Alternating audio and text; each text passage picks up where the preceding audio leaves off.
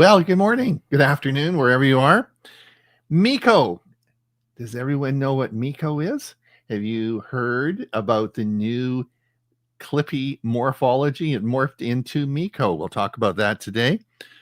And we have a new start menu in Microsoft. I am sure everybody's excited about yet another start menu. And the news of the week, of course, is PayPal and ChatGPT with OpenAI, the integration of PayPal into that. So if I want to order a new shirt, I can just tell it to go order a shirt. And when it tells me it ordered 5,000 shirts because I really like that shirt, then I'm going to say, well, maybe AI isn't such a good thing. Anyway, those are the three news items we're going to be talking about this morning and all the tech news of the week. I'm Ron Brown. This is Tech for Senior. So welcome everybody to our show. As you know, that we do this on a weekly basis. So we were here last week, so you probably saw us. We have a great cast today. We have a bunch of people. We have our usual gang, and I'm going to be introducing them. You're probably wondering who we are if you're new here. Well, of course, we come from our Monday show, which we've been doing for about 6 years now. We do it every Monday, but it is a Zoom meeting, whereas this is a StreamYard meeting, and we broadcast out to YouTube and Facebook. But Monday we do we get to look at people and talk to them. It's a Zoom meeting. If you're interested, please come along. It's a lot of fun. We'll be sure and introduce you when you arrive, and it should be we have a lot of fun on Monday. The details, of course, are, let me just put up our website here. This is our website. The details for the meeting on Monday you can find here. But as I said, we don't know who's out there. We have no idea who's out there, Huey. I don't know. Is anybody out there? The only way we can tell if you're out there is you put something in the chat. Put something in the chat. Tell us what the weather is. Any cool tech stuff you want to talk about. I think that would be great, and you just put it in the chat, and we'll acknowledge that and talk about it. I want to thank everybody who sent articles this week. Mike Ungerman, I don't know if Mike's going to be here today, but Mike Ungerman sent a whole bunch of articles this week for publication, and we talk about them today, which is great. So if you do see any tech articles you want to have us enter into to discuss today, just send them along to Mike or Huey or I, and we will add them onto our Facebook page, and then we can go over them today. If you do, if you have a newsletter, or maybe you're publishing a newsletter for your club, you're keeping track of news of the week, tech news of the week, you might want to keep follow us along on our Facebook page. I know that Huey and I post pretty much daily. We post news articles that we're interested in, think you might be interested in, onto our Facebook page. So you'll be able to keep up to date pretty quick on new stuff that's the new stuff that's coming out. So we're all excited about that. Let me introduce everybody. I'm of course Ron Brown. I live in Comox, British Columbia, on the west coast of Canada, on a little island in the Pacific Ocean. So that's where I am. And then of course we have my partner for the Monday show, the man who needs really no introduction, but lives a long way away. He lives on the other side of the world. He lives in Bradenton, Florida, which is like, can you hear me, Huey? Oh, yeah, I think you sent us some cold air too. It's been cooling off, and this coming weekend it's going to the low 50s at night. Oh, really? There you go. We're going to send you more chill too when the Blue Jays win on Friday. Yeah. So I don't know if everyone's been following the Blue Jays.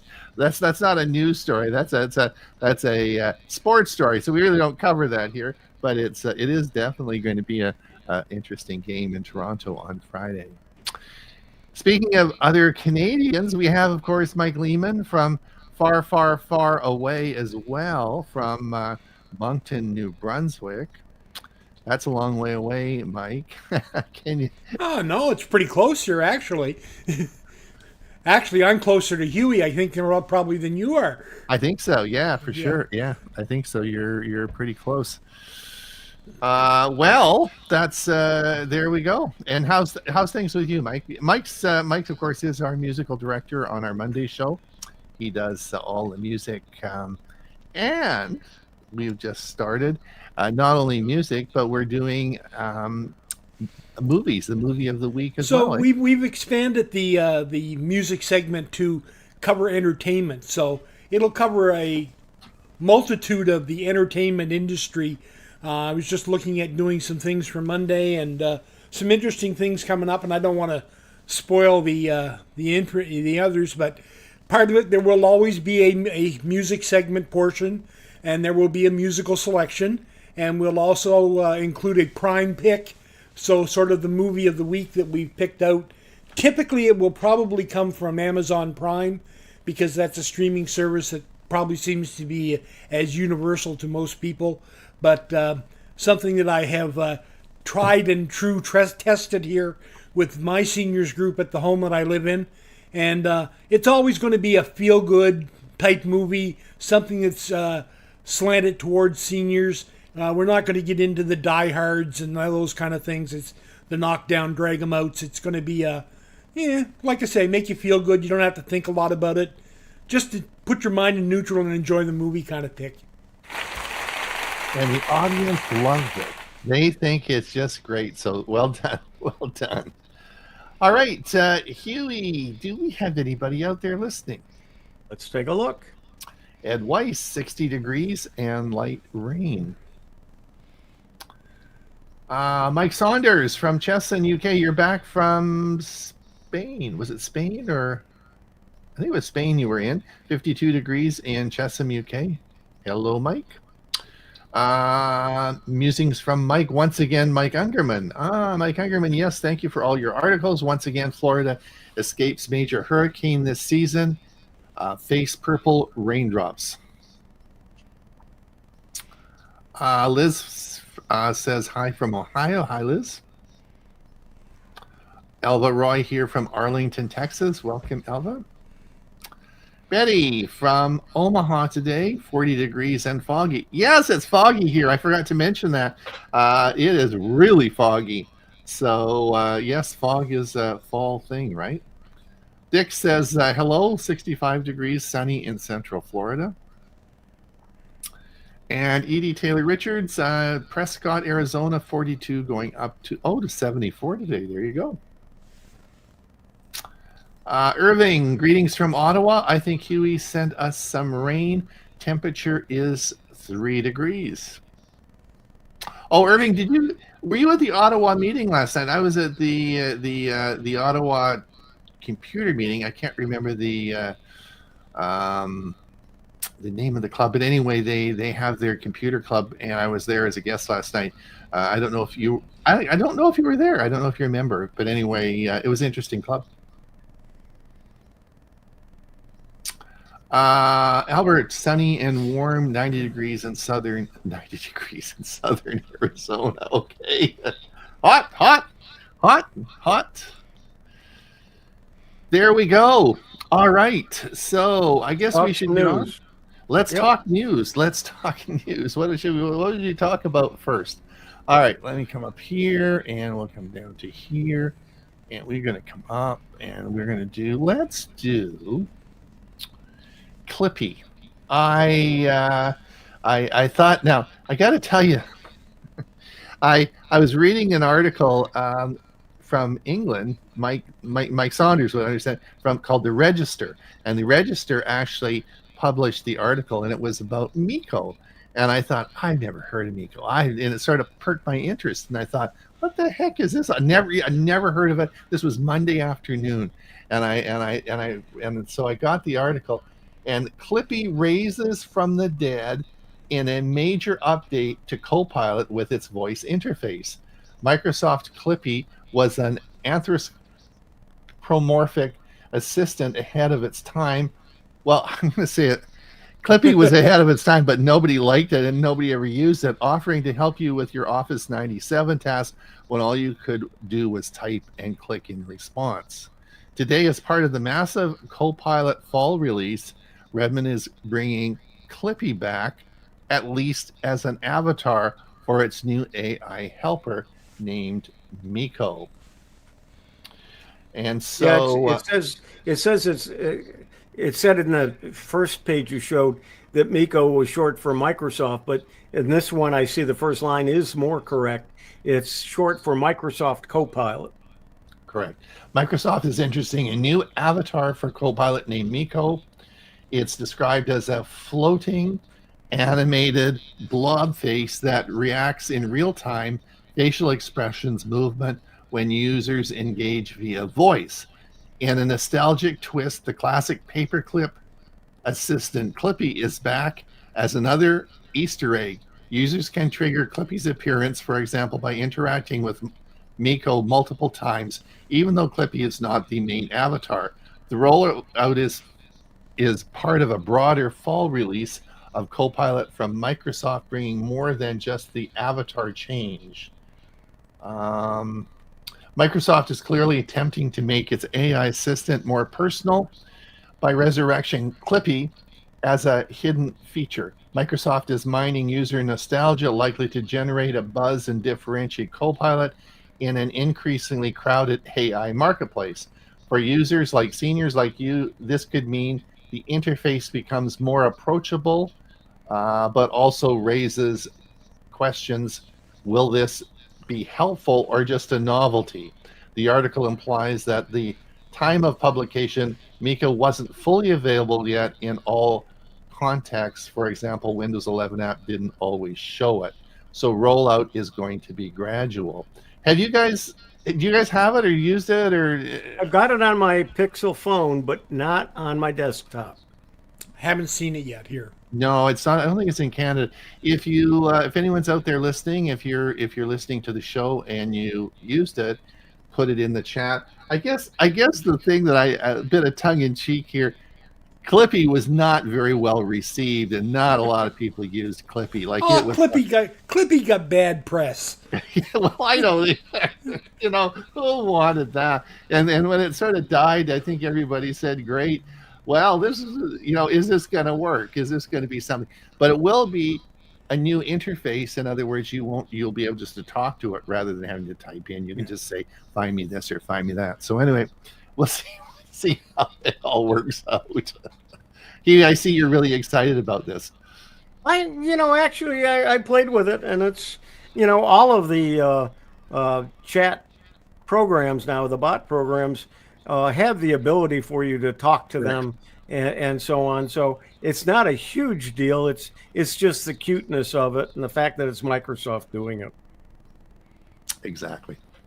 All right, let's move on to the next article. Now, this was interesting. Microsoft begins rolling out the new Start menu on Windows 11. Here's everything you need to know. Microsoft is rolling out an update. So this is the new 25H2 that brings the redesigned Start menu. The new Start menu features a single scrollable view where you see pinned apps, then all apps, rather than having to click through multiple pages. And it goes on to discuss all the issues. For your audience, the all apps is now easier to access without extra clicks. I always found that I like this feature because I never found the app I wanted in the list. I had to go and click again to get the all apps. Let them learn how to disable recommendation selections because you have a Lenovo ThinkPad running Windows 11. You might check when and if your system receives an update, and then perhaps walk through your views. You might mention that once the update lands, you can go back to the old layout if you don't like it. So it's reversible. We Huey and Mike and I looked at that this morning, and we actually have it, and it's actually sort of cool. I actually think it works. I don't have it. What I do have is to the right of the Start menu is the phone. Right. But as far as having I still have an all button, and I have to click on that to see all the apps. So maybe we don't have it, eh, Huey? Yeah. We have the new feature that has the second panel on the right side, right? Yes. Yeah. All right. So again, they're rolling that out, which will probably take some time. But anyway, that'll be interesting. But the big news of the week, the huge news is, of course, this, which was PayPal signs a deal with OpenAI to become the first payment wallet in ChatGPT. Now, this is a big announcement, and this was, it made PayPal a lot of money for sure. But this has been buzzing. There's lots and lots of news articles about this. PayPal will become the first digital wallet to be integrated into ChatGPT, allowing users to make purchases directly through the chat interface. The integration uses OpenAI's so-called agentic commerce protocol, enabling users using PayPal payment services to have all their information stored and used when ChatGPT helps find products and services.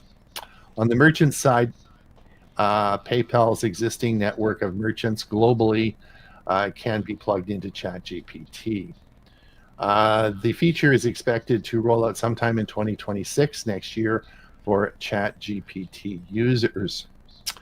For seniors who use ChatGPT or PayPal, this could mean more seamless buying experiences. It raises considerations when payments are enabled in AI chat, how consumer protections are handled. And for the Tech for Seniors content you create, this is a good opportunity to explain how AI plus payments are converging, what new options are emerging. So, do you really want 1,000 shirts, Huey? Yeah, it really scares me. One of the things, like even in my when I had a car, in my car I had the ability to voice call somebody, and inevitably it would call the wrong person. So I stopped using that. And Matt Wolf, one of my favorite AI people, he did some testing before this, but with something else, where he was ordering. It would look up an order for him, and he almost bought 700 rolls of toilet paper. So you got to be very careful before you complete the order. I expect that they'll work through all this, and there will be safeguards and checks. But it's a growing process and a learning process as well. We talked last week about Comet, which of course is Perplexity's new AI browser, and we did a whole show on it last Monday. And again, it's a growing thing, and it's a lot of people don't feel comfortable with having AI running your personal life, right? So anyway, we'll have to see see how it all works out. But it is coming, and ChatGPT has partnered with. I think the big thing about it is that we're at the beginning of this new revolution in Right. what we do and how we do it. And we're seeing the pains and somebody coming up with an idea and then trying to work through it and so on. So it's exciting in that way. Those of us who are seniors may not get to see how a lot of this develops over the next 20, 30 years, but the younger people will look back at these days and kind of laugh at us. I think this is going to be next year. We're going to be reporting on this next year. Yeah. That is going to happen. What do you think, Mike? You say next year, maybe even before the end of the year. Yeah, I think so. Yeah, Remember, 2026 isn't that far away, right? Yeah. So I think we're gonna see this pretty quick anyway. Interesting. It's just change, and that's one of the things that I think the three of us aren't afraid of change. I mean, we have seen some pretty incredible changes occur. So we'll see what happens and see how this works. Those are the three articles I want to talk about. Huey, do you have any other comments before we get going on the regular news? Let's see who's here. I think this is where we ended. Albert says sunny and warm, 90 degrees in southern. Yeah, we got that one. Okay. James says Martis, 46 degrees Fahrenheit at Cookeville, Tennessee. Mike says, I still prefer icons on my desktop to searching for apps on any of the current or past menus in Windows. Chris says, greetings from southern Indiana, rainy and 47 degrees. Jeannie, this is Marie. Good morning from sunny Victoria, BC, at the hospital awaiting an ultrasound. So Murray's this is obviously on his phone, and he's waiting. He's waiting in a queue, so that's a good thing. Listen to Tech for Senior. Hey, there you go. Cool. So is that it, Huey? We're ready to roll? Yep, we're ready to roll. Ready to roll. All right, you got the con. And your article is first. Yes. Now, I thought this was an interesting article this morning. I just saw this about half an hour ago. Have you ever heard? Nobody has ever heard of Snabbit, okay? SNABBIT. India. It's from India. India's evaluation doubled to 180 million in 5 months on a quick house help bet. So obviously this is a big... What is it? Do you know? Well, that's the point, right? Now, so you know what Snabbit is? This is cool. Snabbit helps you organize domestic help. All right. So it helps you organize people to do services around your house. And I thought, now that's cool. That's a great idea, right? And this, of course, is that's what Snabbit does, and it's very, very successful. And I thought, that might be interesting as a see what happens. That might be an idea for North America, but it is popular. Okay, and this is also you? Yeah, now this surprised me. This just came in this morning. YouTube announces voluntary exit program for U.S. staff. Now, of course, Huey and I do a lot of work with YouTube. And do we get a volunteer exit program? Is this, do we get to sign up for this? No. Yeah. This is for employees of YouTube, but they're letting a bunch of people go. And you would, with the rapid expanse of YouTube and how much it's grown over the last year, you would wonder. But anyway, they're letting a whole bunch of people, as all across Google is doing now, but YouTube is not immune to that. Okay. This is from me. That looks interesting. Goodbye. Say goodbye to your mouse. This tiny ring could change everything. this ring will work like a mouse, and you move your finger in different directions apparently, and so you got a full cursor and macros and gestures. Uh, it's one of those Indiegogo, or one of those you pay for it up front, and when it's ready they send it to you. So it's not really out yet, but it's close to it. I think that'd be pretty cool, eh, Huey? Because it would probably work on mobile devices as well as your keyboard for your PC and everything. Eh? Yeah, yeah. It does. It sounds interesting. I put this in. This is a Copilot chat tips and tricks. There's just some interesting things there you might want to take a look at. You mentioned you don't use Copilot a lot. Well, this might change that if you take a look at it. It'll give you some ideas and things that you can do and should do with Copilot. Good to have a folder somewhere on your computer where you save tips and tricks and books about various technical things that you can download for free and so on, that you can use as references. And of course, ChatGPT, not to be outdone, someone put together a prompting basics manual. And this is, again, something to download to add to your a list of items to look at. But don't just put it in that folder. You got to look at it to get any benefit from it. You know, Huey, that would be a really interesting, depending on, did you look at that one? Did you download that No, at all? I haven't, and it is an idea where I can go out and maybe steal some of the ideas and put together some videos. So yeah, absolutely. Yeah, that'd be cool. The other thing is, I wonder what format it is, because the other thing that I've been doing a lot of work with lately is, of course, with Notebook LM, and you could if the thing was in some sort of format, you could download it. You could pop it into Notebook LM, and it would index. Oh yeah, it. I believe these are PDFs. So That's perfect. Yeah. Yeah, absolutely.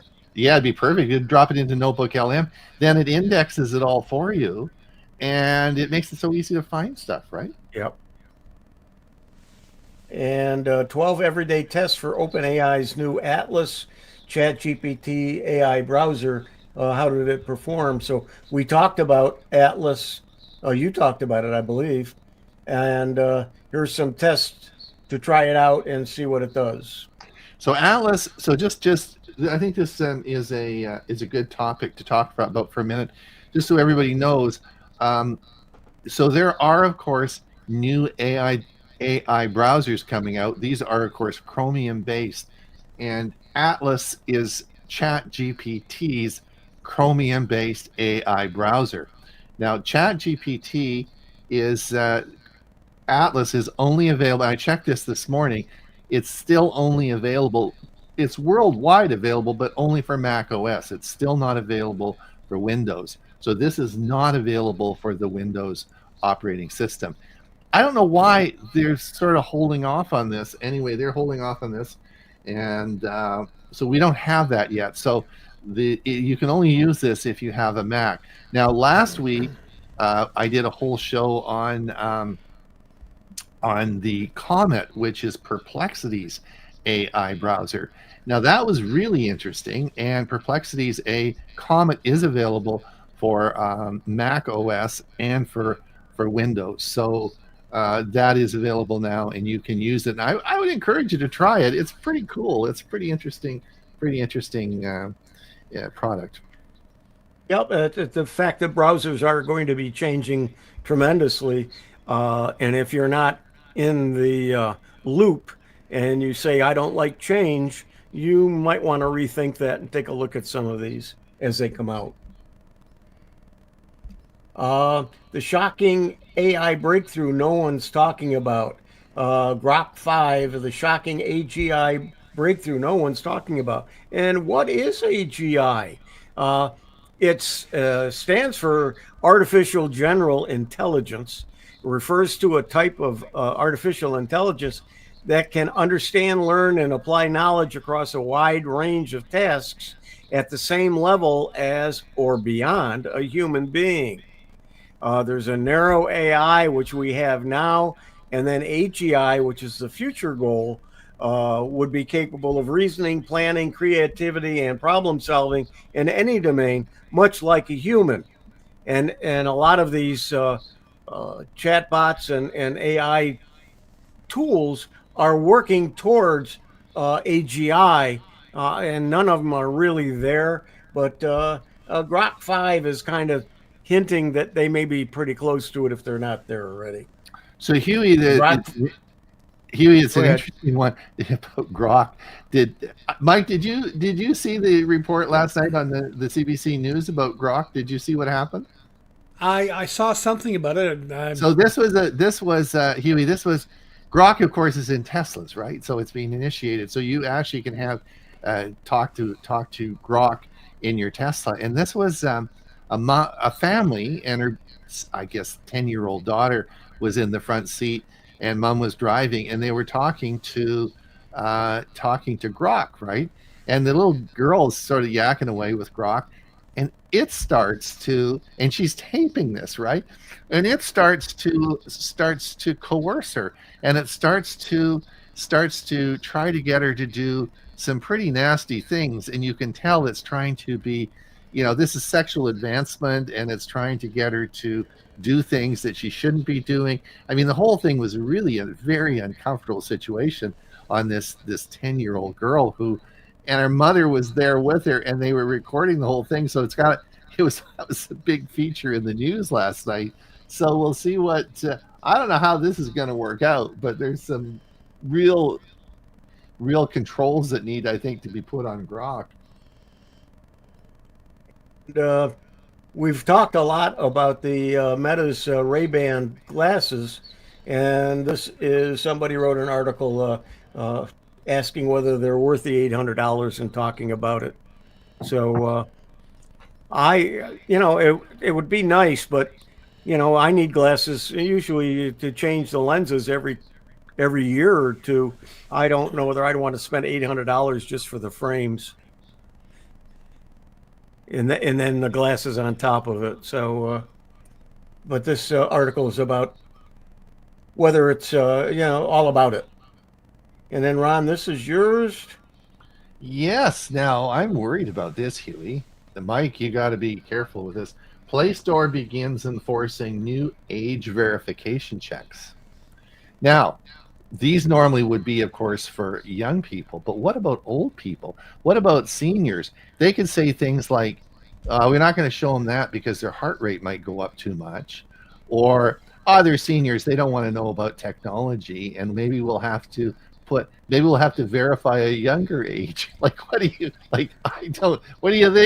There's could be a lot of problems. Anyway, the new Features Play Store is just starting this age verification check.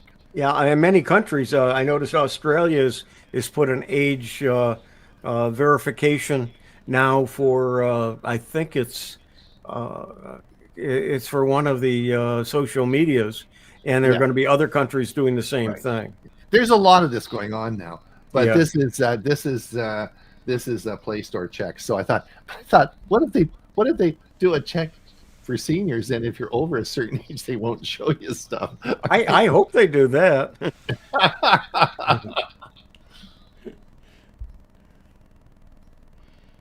And this is so this actually is an interesting one. This is a new feature coming out in Chrome, and this is, you're going to get a big. So this has to do with HTTPS, which means that's a secure site. Is if you go to a site and it isn't HTTPS, you know how you get that little. It's not a big pop up, but there's just a little screen that comes up and said this isn't a secure site. Well, now you're getting the big red banner. This is going to pop up, and it's going to be right in your face, and it's going to make you, I guess, close this out before you proceed. Now, one of the things I want to just let everybody know that's interesting about this, if you are thinking of starting a website, if you're thinking of going and connecting with, and there are many different products out there, is that they're often free, right? And you go and you say, I can build this website for free and do this and this and this. And then you get it all done, and you find out it's not HTTPS, it's not a secure site. And then it's $100 a month, to make that site HTTPS, right? So be careful with that. Be real careful with that if you are in a website, thinking about that, because you want to make apps because it is important that your site is HTTPS, or every time someone comes to that site, they're going to get this big banner that comes up saying this site is insecure, right? And I've seen that happen on more than one occasion, where you get sucked into building it on a proprietary site, and it's free, but to get HTTPS is not free. Any comments on you do websites? Any comments on that? Do you agree with that? Yeah, the only thing that concerns me is with it being a pop-up, our pop-up blocker is going to be affected. Uh, is it going to affect this type of a pop-up? Who knows? Yeah, I don't know about that. This was an article that came out this morning, which is absolutely great. Um, OpenAI, Sora is Hugh and I have been using Sora an awful lot lately. I really like Sora for my image generation. It's just excellent. But I'm usually in Chat GPT doing stuff in there, and then I have to pop out and go into Sora and then come back. So now this is great because OpenAI adds reusable characters and video stitching to Sora, so you'll be able to integrate Sora into OpenAI, which I think that's just absolutely great.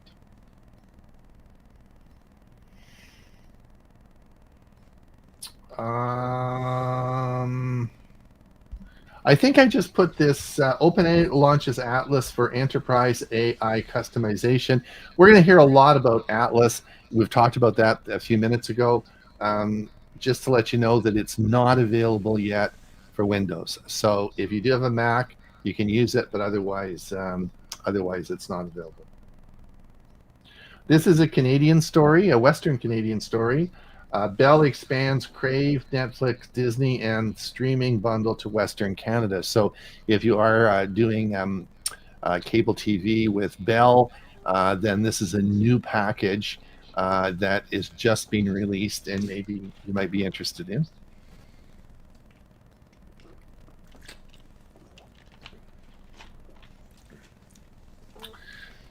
This was interesting. This is an article came out this morning. AI assistants get news wrong 45% of the time, this particular study says. So, so the article says AI assistants get news wrong. Google Gemini was one of the worst and nearly double the rate of issues compared to other models. This is data from the European Broadcasting Union. Researchers found that 45% of all news-related answers collected in the study contained at least one significant issue, and 81% featured a minor error. So, and more of the news services, magazines, and newspapers are using AI. So we really need to look carefully at what they say and verify that what they're saying is true. absolutely. Huey, I got my Christmas present picked out. Yep. This is available now. This was out of the this came out. I'm just going to load it up here. New $20,000 humanoid robot can tackle household chores. Now this comes back, I guess, to the Indian app that finds people to do the work. This is going to be able to actually load your dishwasher, do vacuuming, and tasks around the house. Now you say, well, that's a lot of money. Well, that's $500 a month, the rental fee, and a 6-month commitment. So for $500 a month, this lanky robot can do simple tasks around the house, such as unloading the dishwasher, watering plants, and can ask your questions through a built-in large language model. Unlike those sharp metal military dogs that always are doing flips, Neo has a soft body and moves slowly. The bot can carry 55 pounds and last 4 hours on a charge. Now, I guess it's there you go. So can you I, put that on my list? I don't have a dishwasher. What was the other thing that it did? Laundry. Laundry. Well, yeah, laundry. That would be good for me, but for that kind of money, now I think I'll do it myself. $500 a month. There you go. Anyway, it is now available for you. So I think that's pretty cool. This is one apparently when you post this one, it doesn't put a picture up, but this was yours, Ron. AWS faces second wave of outage reports. Yeah, 9 days.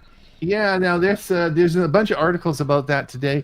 There's been Amazon, as we talked about last week. Amazon Web Server went down, but also Microsoft's Azure Yeah. service went down along with AWS. So we'll talk more about that. There's obviously more information coming on that.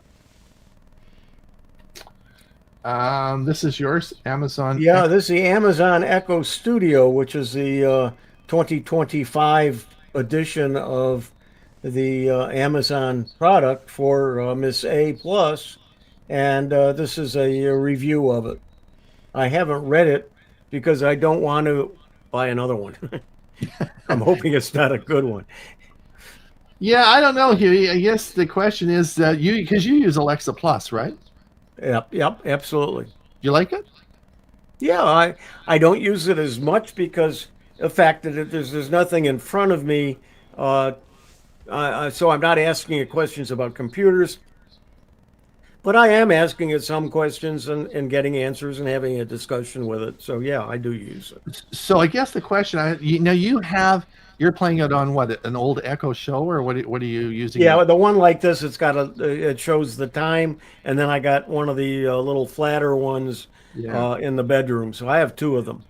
So I guess the question I'm wondering is if this device it's obviously going to work well with Alexa Plus.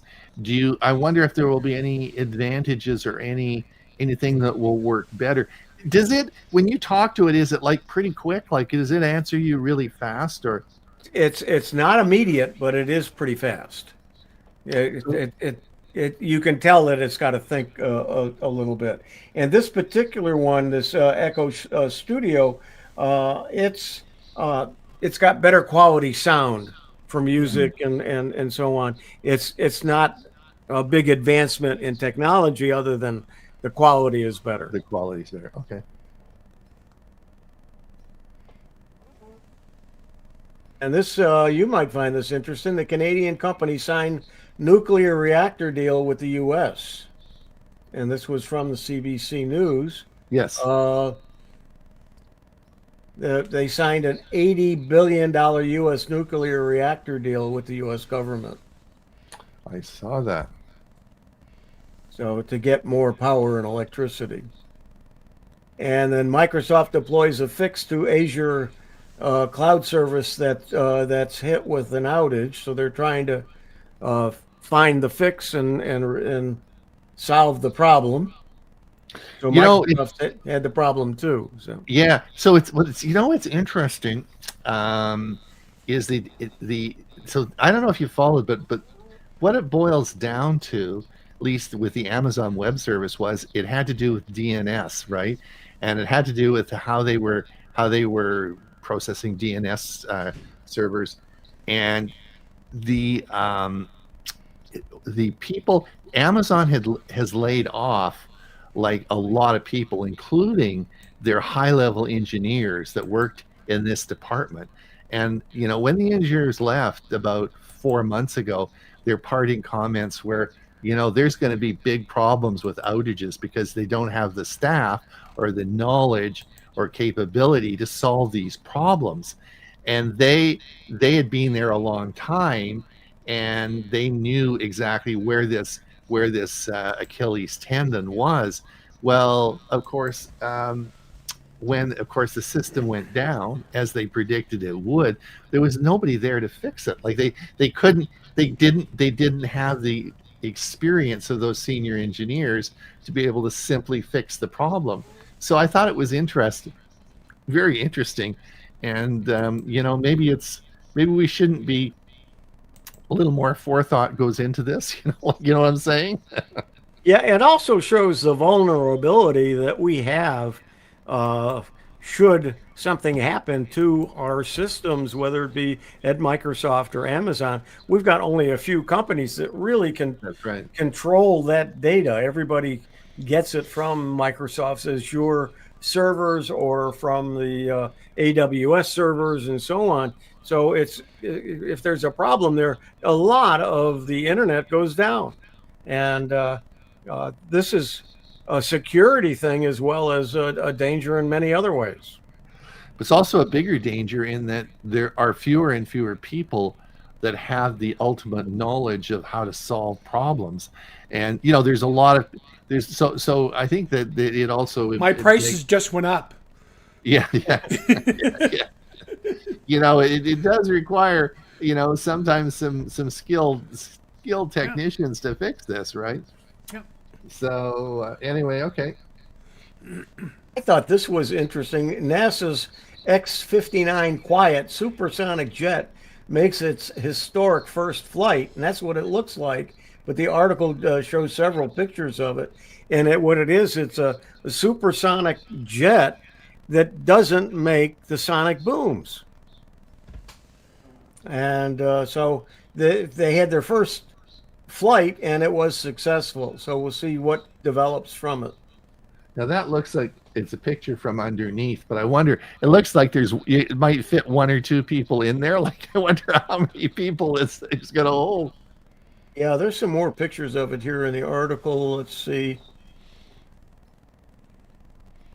Yeah, it definitely it isn't a passenger jet at this point.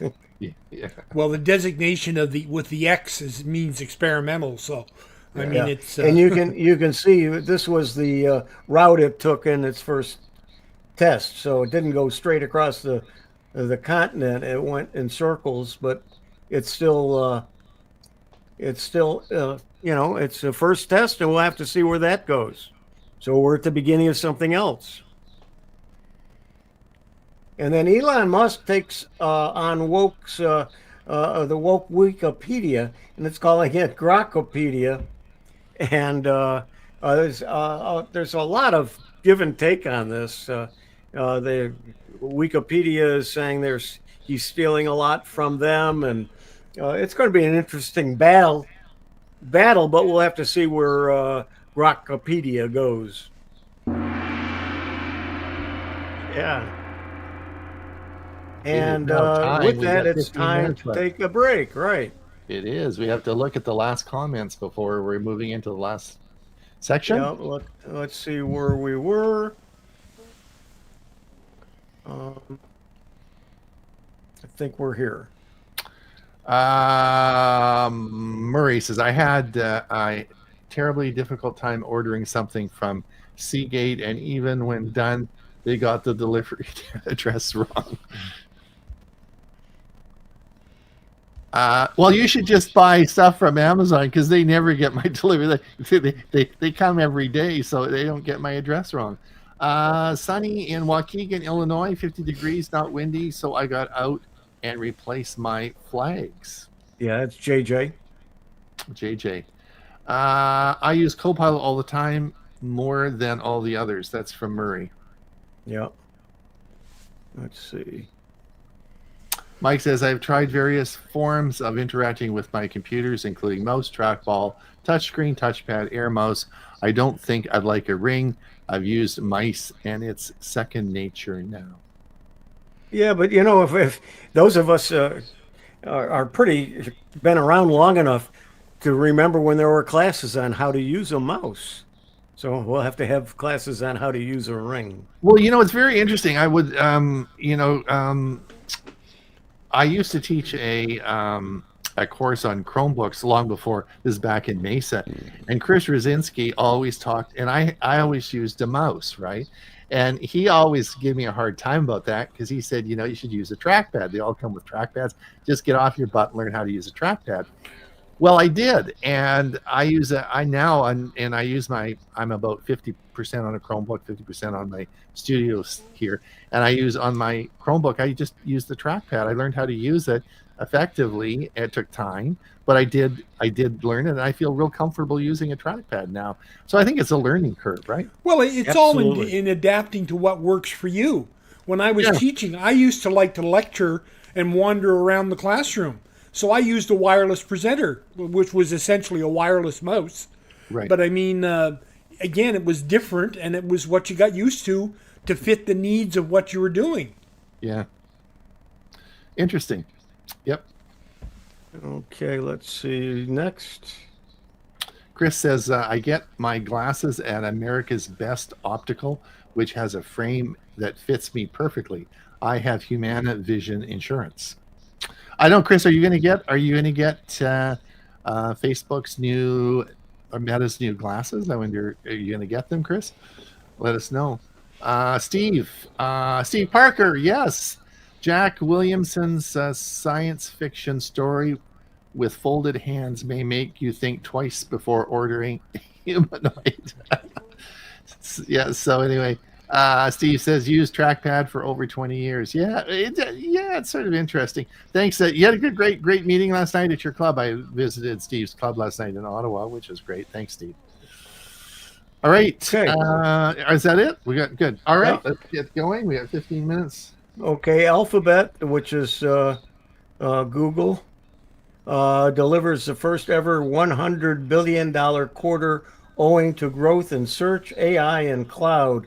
So all of these tech companies their values are going up. And I've seen some articles, is this a bubble or is this actual increase in their values and their reasoning for being here? So we'll have to see on that. So hopefully it's not a bubble that bursts. And YouTube advertising hits 10.3 billion as it takes growing share of the TV market. So a lot of the advertising is moved from TV over to YouTube. But now with the advertising on websites and using AI instead of going to websites, a lot of the advertising there may either dry up or they're going to have to find new ways. So advertising is shifting, and it's a continuous shift. So we'll have to kind of see where this all goes. But definitely TV's advertising is drying up. And Ron, this is you. Yes. Now, this is a great idea from Google. Google Store now lists Pixel Buds parts for anyone who has lost one. How many of you have, well, I know this all the time when I'm mowing the grass or whatever, I'm going along thinking, what if one of these, and and sometimes they do fall out, right? And you think, what if I lose one of these darn things? Well, you can now replace one. So if you do have a Pixel Bud, you can now, and you lose one, you can now replace just replace the part. You don't have to buy the whole both and the case. You can just replace one. I think it's about $50 or $60 for one of them.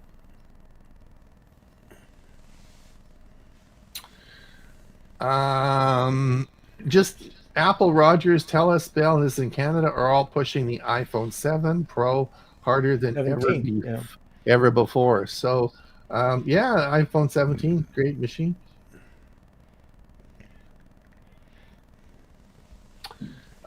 This we talked about this before. You mentioned that. Yeah. Yes, this is a good one. We were talking about this earlier. Bending Spoons, which is a company that owns this product, StreamYard, has just purchased or is going to purchase AOL. Now, Huey and I and Mike were talking about this earlier before the show started. AOL is a blast from the past, right? And some people still actually do have an AOL account and mail, and they get AOL mail. Bending Spoons is a pretty progressive company. I have no doubt that they're going to take AOL and make it into something very profitable. I guess the question will be, how are they going to do it and what they're going to do? I think it's interesting, Huey? Yes, and they also bought Evernote. That's where I first heard of Bending Spoons. They bought Evernote, and people were afraid it was going to go away. And they're about to release version 11 of Evernote, and so they've really made some big changes in it. Made it a little more expensive, but it's doing a lot more. And that they seem to be doing several things for StreamYard as well. So we'll have to see. They may either use parts of AOL in some of these other technologies, or somehow do something with AOL to reinvent it and use it.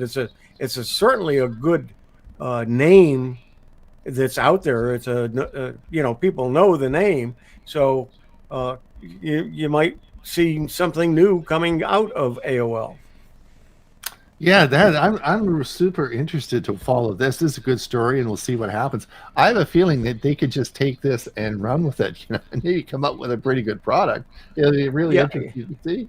And for those who don't know, Bending Spoons is an Italian company. It's based in Italy, and when they bought Evernote, they let all of the American people who started Evernote go, and then moved everything to Italy, and that's where their home base is. And so they'll probably do the same thing with AOL. And I'm sure I'm not sure you follow StreamYard closer than I do. Are the original people still with it, or No, no, they were bought out and have long since gone. And the price tripled. So Yeah. and the price tripled. So Well, you know what? But the good thing about that, the bad thing is that it makes it more expensive for us. But the thing is, if they're going to make it so it's going to stay in existence. yes, Where a lot of companies were on the cusp of going broke with their debt and so on. By raising the price, they can stay in business. plus they improved the product, which is true. Yes. This was just a follow up. More of what we talked about. Yeah, with that. Oh, so Huey, you know that $3,000 fridge you just bought? You know, the one that has the big screen in the door, and you're so proud of it because you can watch movies in it, and you are just so pleased that you spent $3,500 on that refrigerator.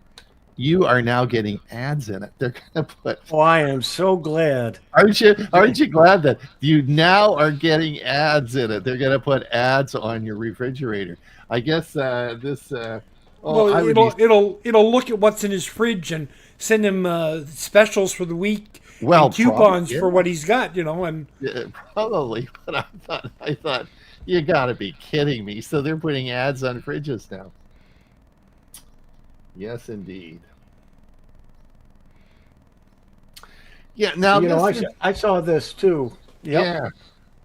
Yeah. Like I thought, I used Grammarly 20 years ago, right? Like I haven't used. Who would you? I have no idea why you would use Grammarly now, and I forgot about it. And then this article, Grammarly rebrands to Superhuman, launches new AI assistant. So it's I guess you got to change with the ways, and Grammarly's been very successful and has and continues to be.